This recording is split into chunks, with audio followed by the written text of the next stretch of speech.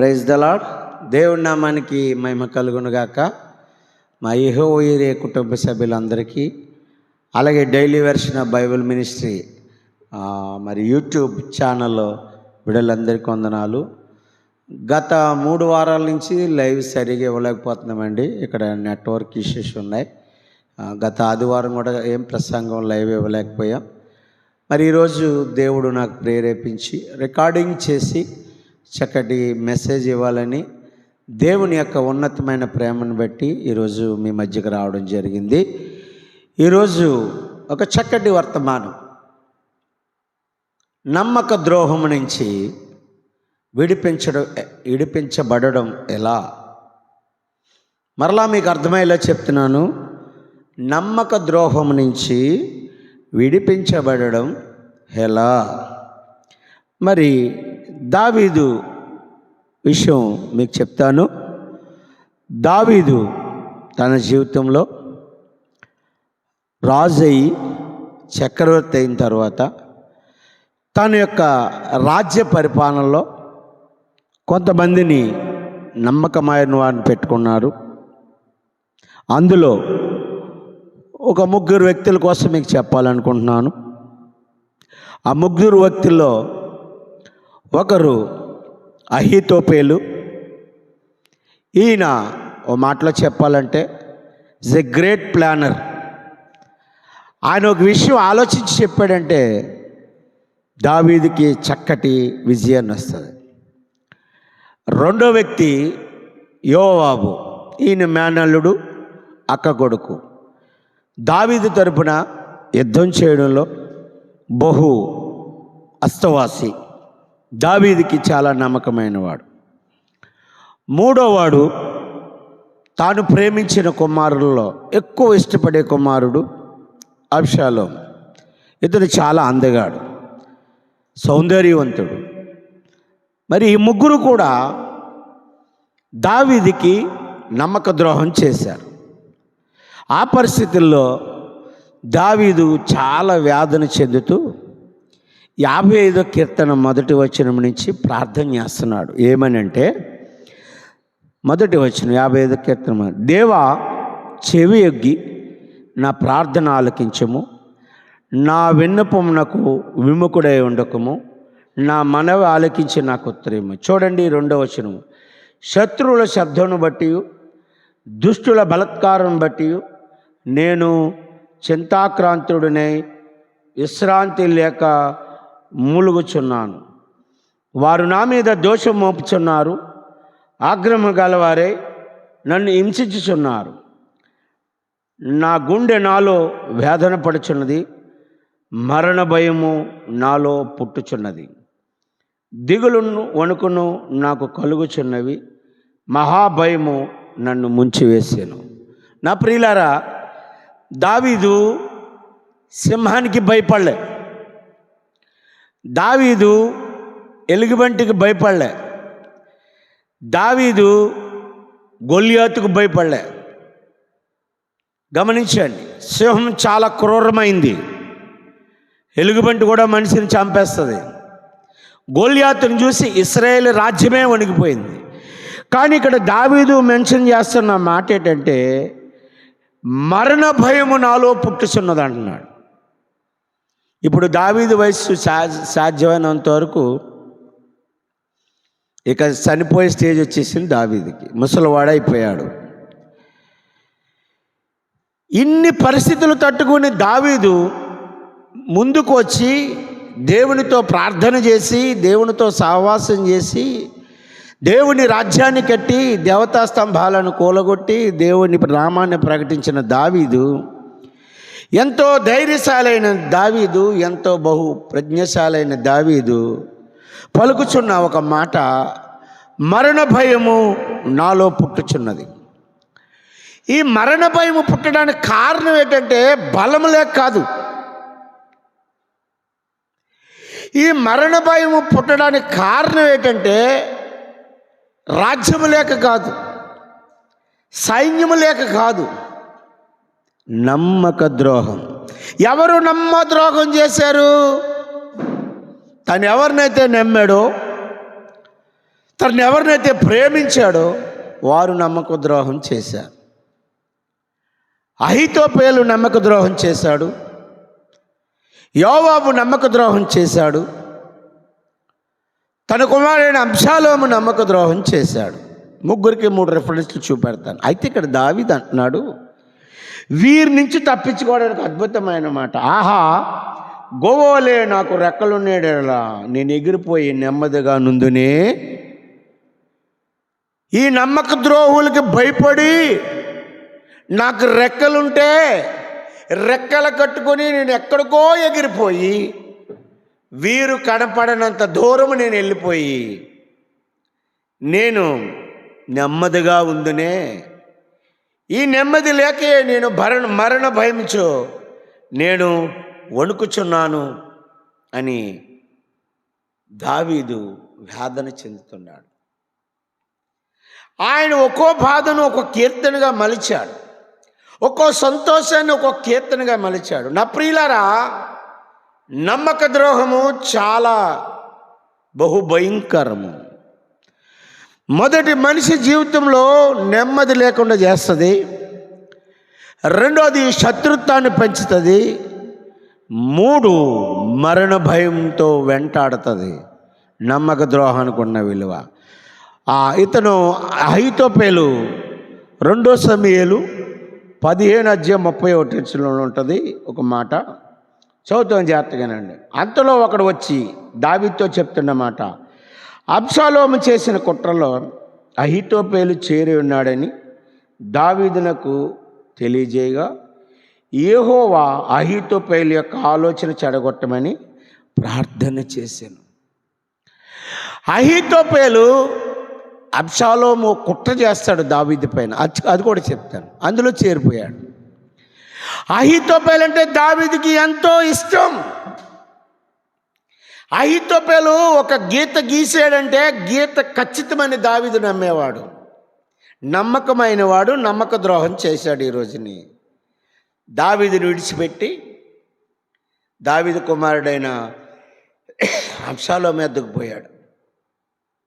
దావీదు అంటున్నాడు అహీతోపెలు కోసం, ప్రభువా అతని ఆలోచన చెడగొట్టమని ప్రార్థన చేస్తున్నాడు. ఎందుకంటే అహీతోపెలు కరెక్ట్గా ఆలోచన చేస్తాడు. మన విషయాల్లో కూడా ఒకసారి ఆలోచన చేయండి. మనం చేసే ఆలోచన కరెక్ట్గా ఉండాలి. మన ఆలోచన చూసి నీతిమంతుడు కూడా భయపడాలి. మన ఆలోచనలు స్వార్థపూరిత ఆలోచనల కింద ఉండకూడదు. అహీతోపెలు దావీదుతో చాలా నమ్మకస్తుడిగా తిరిగాడు. ఈరోజు నమ్మక ద్రోహం చేసిన వాడిగా మారిపోయాడు అహీతోపెలు. అందుని బట్టి దావీదు గుండె బరువెక్కుతుంది. వేదనకరమైన మనస్సు దావీదులో ఉంది. రెండో వ్యక్తిని మీకు పరిచయం చేస్తాను. అతని పేరు అబ్షాలోము, అతనే కుమారుడు. ఈయనకి దావీదు బ్రతికుండగానే రాజ్యం యొక్క సింహాసనం అధిష్ఠించాలని కోరిక, అభిలాష, ఆశ. పోయి డైరెక్ట్ తండ్రే కదా అడగొచ్చు కదా, నాన్న నేను నీ సింహాసనం ఎక్కుతానని. అలా చేయలే. నాన్న గొర్రెబొచ్చు కత్తిరించు కాలం వచ్చింది. ఆ మాట ఎక్కడ ఉంటుంది? 2 సమూయేలు 13:24 ఉంటుంది. అక్కడ ఉంటుంది, నాన్న బొచ్చు కత్తిరించి కాలం వచ్చింది, నాకు కొద్దిమంది సైనికుల్ని నేను వెళ్ళి ఆ పని చేసుకుని వస్తానని ఆ రాజమందిరంలోంచి దావీదుకు జయము, దావీదుకు జయము, దావీదుకు జయము, దావీదు జయమని అలా బయటకు వచ్చేటప్పటికి ప్రజలందరూ చూసే సమయానికి అబ్షాలోముకి జయము, రాజు అవబోతున్న అబ్షాలోముకి జయము, అబ్షాలోముకి జయము, అబ్షాలోముకి జయము అని చివరికి రాజు అయిపోయాడు అబ్షాలోము. దావీదు ఇంకా రాజుగా దిగలే. కానీ దావీదు రాజుగా దిగకుండానే తండ్రిని మోసం చేసి కొద్దిగా సైన్యాన్ని నేను వెళ్ళి గొర్రెబొచ్చి కత్తిరిస్తానని బయటికి వెళ్ళి దావీదుకు జయము, దావీదుకు జయము, దావీదు మహారాజుకు జయము అనుకుంటూ కోట వరకు జయము చెప్పుకొచ్చి కోట దాటిన తర్వాత ప్రజలు చూస్తుండగా యువరాజుకు జయము, అబ్షాలోముకి జయమంటే ప్రజలందరూ ఏమనుకుంటారు? దావీదు రాజుగా దిగిపోయాడు, అబ్షాలోము రాజుగా అయిపోయాడేమో, అబ్షాలోముకి పట్టాభిషేకం చేస్తారమని ఈ ప్రజలందరూ అనుకుంటారు. ఆ కుట్రలో అబ్షాలోముకి సహాయం చేయడానికి కొంతమంది వ్యక్తులు కావాలి. అతనే అహీతోపేలు. మొట్టమొదటిగా అహీతోపేలు లాగేసుకున్నాడు. నా ప్రియులారా, విషయం గమనించండి. అహీతోపేలు నమ్మకం చేశాడు. కడుపుని పుట్టిన కుమారుడు అబ్షాలోము నమ్మక ద్రోహం చేశాడు. మూడో వ్యక్తి యోవాబు. ఇతని అక్క కొడుకు మేనల్లుడు. చాలా మంచి పరిపాలన దావీదు చేసేటంటే దానికి ప్రథమకారుడు ఎవరంటే యోవాబు. ఒకానొక పరిస్థితుల్లో సైన్యాన్ని లెక్క పెట్టే విషయంలో దావీదుని హెచ్చరించిన యోవాబు. అయితే ఇప్పుడు బెత్షెబాకు దావీదు ఒక వాగ్దానం చేస్తాడు. నేను చనిపోయిన తర్వాత కానీ, నేను చనిపోక ముందు కానీ నా తర్వాత రాజు ఎవరంటే బెత్షెబాకు పుట్టిన సొలొమోను అని వాగ్దానం చేస్తాడు. అప్పటికి దావీదుకి ఇంకొక కొడుకుంటాడు. అతని పేరు అదోనియా. రాజు వాగ్దానం యోవాబుకు తెలుసు. దావీదు తర్వాత రాజు అవ్వాలని, సొలొమోను అవ్వాలని యోవాబుకు తెలుసు. అయితే రాజుగానే ఉంటాడు, ఇంకా సొలొమోను రాజు కాడు. ఈ లోపల యోవాబును అడ్డు పెట్టుకుని అదోనియా రాజు అయిపోతాడు. అదోనియా రాజు అయిపోవడానికి కారణం ఎవరంటే యోవాబు. ఇది మొదటి రాజుల గ్రంథం 2:28 ఉంటుంది. అదోనియా రాజు అయిపోవడానికి కారణం ఎవరంటే యోవాబు. యోవాబు ఎవడు? దావీదు కుడి చేతి బలమంటి వాడు. పోనీ యోవాబు ఎవడు? బయటోడంటే అక్క కొడుకు, అంటే మేనల్లుడు, బంధుత్వం ఉంది, సైన్యాధిపతి. దావీదు రాజ్యం ఇంత సుభిక్షంగా కారణం ఉందంటే దానికి కారణం ఎవరంటే యోవాబు.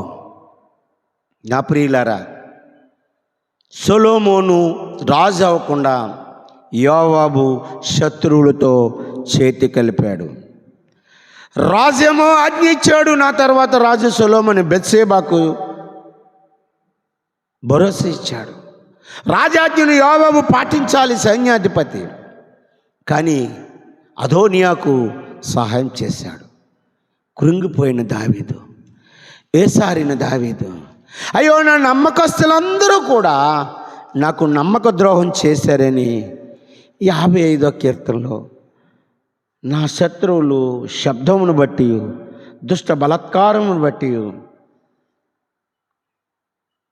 నేను చింతాక్రాంతుడనే విశ్రాంతి లేక మూలుగుచున్నాను. వారు నా మీద దోషం మోపి ఉన్నారు. ఏ దోషం? దావీదు మంచోడు కాదు, దావీదు ముసలోడు అయిపోయాడు, దావీదు శక్తి లేదు. ఈ నమ్మకమైన వారే బయటకు వచ్చి నమ్మక ద్రోహం చేసి దావీదు మీద చెడు ప్రయాణం, చెడు యొక్క మాటలు చెప్తున్నారు. నా గుండె నాలో వేదన పడుచున్నది, మరణ భయం నాలో పుట్టుచున్నది. అయినా దావీదు ఏం చేశాడు తెలుసా? ఇంత వేదనలో, ఇంత శోధనలో, ఇంత బాధలో, నేను ముగింపుకు వస్తున్నాను, ఇంత వేదన, ఇంత శోధనలో దావీదు ఏం చేశాడు తెలుసా? 55:16 అయితే నేను దేవునికి మొరపెట్టుకొందును. ఎలా మొరపెట్టుకుంటాడట? ఇంత వేదనలో కూడా దేవుడు మొరపెట్టుకుంటాడంట. ఎలాగట? సాయంకాలమున, ఉదయమున, మధ్యాహ్నమున నేను జానింతును, మొరపెట్టు. ఏమని జానింతును? ప్రభువా, ఈ నమ్మకస్తులందరూ నమ్మక ద్రోహం చేసేసారు. నా గుండె బరువుగా ఉంది, నేను చింతాక్రాంతుడైనాను, వేదన నాలో ఉంది, మరణ భయం నాలో ఉంది. గువ్వ వలె రెక్కలుంటే నేను ఎగిరిపోయి ఎక్కడికో ఇలా కనపడకుండా నెమ్మది పొందుతాను. ఇంతటి నమ్మక ద్రోహులు నేను నా జీవితంలో చూడలేదు. అహీతోపేలు నమ్మక ద్రోహి, నా కొడుకు అబ్షాలోము ఒక నమ్మక ద్రోహి, నా మేనల్లుడు యోవాబు ఒక నమ్మక ద్రోహి. ఇంతమంది నమ్మక ద్రోహుల మధ్య నా గుండు బరువు ఎక్కిపోతుంది. నేను చచ్చిపోతామని భయం వేస్తుంది. నేను ప్రార్థన చేస్తున్నాను ప్రభా. ఎప్పుడు? సాయంకాలమున, ఉదయమున, మధ్యాహ్నం నేను ప్రార్థన చేస్తాను. దావీదు నమ్మక ద్రోహ విషయంలో దుఃఖాక్రాంతుడై 3 పూటలు ప్రార్థన చేశాడు. నా ప్రియులారా, మనం 3 పూటలు తింటాం. ఉదయం టిఫిన్ తింటాం, మధ్యాహ్నం భోజనం తింటాం, రాత్రి భోజనం, అంటే 3 పూటలు మనం తింటాం. కానీ దావీదు తిండి మానేసి 3 పూటలు, ఇక్కడ రాసిందైతే సాయంకాలం మొదలుపెట్టారు, ఉదయం మధ్యాహ్నం అన్నాడు. నేను ఉదయము మధ్యాహ్నం సాయంకాలం 3 పూటలు కూడా ప్రార్థన చేశాడు. నా ప్రియ జనాంగమా, దావీదు ప్రార్థన చేస్తే 18వ అధ్యాయంలో చక్కటి మాట చెప్తున్నాడు. నా శత్రువులు అనేకులై ఉన్నారు, ఆయనను వారు నా మీదకు రాకున్నట్లు సమాధానం కలిగజేసి నా ప్రాణమును విమోచించి ఉన్నాడు. విట్నెస్ చెప్పేస్తున్నాడు, సాక్ష్యం చెప్పేస్తున్నాడు. నా ప్రార్థన దేవుడున్నాడు, నా శత్రువులు అనేక మంది నా మీద దాడి చేసి ఉన్నారు, ఆయనను దేవుడు నా ప్రాణమును విమోచించి ఉన్నాడు, నా ప్రాణమును విమోచించి ఉన్నాడు. నా ప్రియులారా, నేను ముగిస్తున్నాను. నమ్మక ద్రోహం, అది కుటుంబంలో కావచ్చు, శత్రువుల యొద్ద కావచ్చు, సంఘంలో కావచ్చు, నీ జీవితంలోనూ నీ స్నేహితులు కావచ్చు. నమ్మక ద్రోహం చేసిన వాళ్ళందరూ నాశనం అయిపోయారు. కానీ నమ్మక ద్రోహం చేయబడిన వాడు మాత్రం ఉదయమున మధ్యాహ్నం సాయంకాలం ప్రార్థన చేస్తే దేవుడు తన ప్రాణాన్ని విమోచించాడు. ఈ రోజుల్లో మనుషులకి ప్రార్థన చేయడానికి సమయం ఉండదు. ఇదే నమ్మక ద్రోహం కోసం స్టేషన్లో కోట్లను తిరుగుతారు తప్ప దేవుని సన్నిధిని విచారణ చేయరు. వాక్యం విస్తారంగా ప్రకటించబడుతుంది, చూడ్డానికి కూడా తీరిక లేదు, స్కిప్ చేస్తున్నారు. దేవుడు ఏదో మాట ద్వారా ఎవరి ద్వారా మాట్లాడతాడు. నమ్మక ద్రోహం నుంచి నువ్వు తప్పించబడడం ఎలా అని ఈ వాక్యం పూర్తిగా చూడండి. దేవుడు మీ ప్రాణాలకు విమోచనిస్తాడు. అట్టి కృప దేవుడు మీకు దయచేయునుగాక. ఆమేన్, ఆమేన్. మరొకసారి కలుసుకుందాం దేవుని చిత్తమైతే. మీ అందరికీ వందనాలండి.